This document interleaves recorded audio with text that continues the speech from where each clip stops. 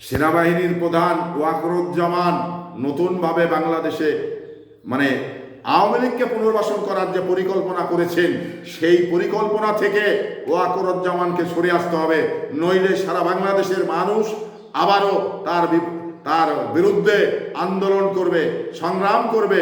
এবার ওয়াকরুজ্জামান যদি চায় যে আমার বিপক্ষে কেউ আন্দোলন করুক, তাহলে বাংলাদেশের মানুষ প্রস্তুত রয়েছে। তবুও কখনো এই আওয়ামী লীগকে পুনর্বাসন করতে বাংলাদেশে মানুষ দিবে না। এবার যেই করুক, সেনাবাহিনীর প্রধান হোক, নাহলে অন্য কোনো কর্মকর্তা হোক, তাকেই পদত্যাগ করিয়ে ছাড়বে বাংলাদেশের মানুষ। বাংলাদেশের মানুষ এক পায়ে দাঁড়িয়ে রয়েছেন আওয়ামী লীগ যাতে এই বাংলাদেশে পুনর্বাসিত না হয়। কারণ এই ওয়াকরুজ্জামান আপনারা দেখেছেন, যখন হাসিনা পালিয়ে যায় তখন কিন্তু অনেকভাবে হাসিনাকে ছেপ করেছেন। আজ ওয়াকরুজ্জামান যদি না থাকতো তাহলে কিন্তু হাসিনা পালিয়ে যেতে পারতো না।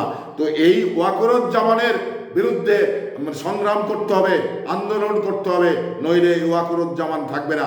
তার পদত্যাগ দাবি করছি আমরা, তাকে পদত্যাগ করতে হবে। কারণ এই ওয়াকরুজ্জামান যদি শপথে বহাল থাকে, তাহলে আবারও নতুনভাবে জাল বিস্তার করে আওয়ামী লীগকে পুনর্বাসন করার পায়তারা যে করছে, এই পায়তারা থেকে তাকে সরে আসতে হবে। যদি এই পায়তারা থেকে সরে না আসে, তাহলে জনগণের চাপের মুখে পড়ে তাকে পদত্যাগ করতে হবে। এটাই বাংলাদেশের মানুষের দাবি।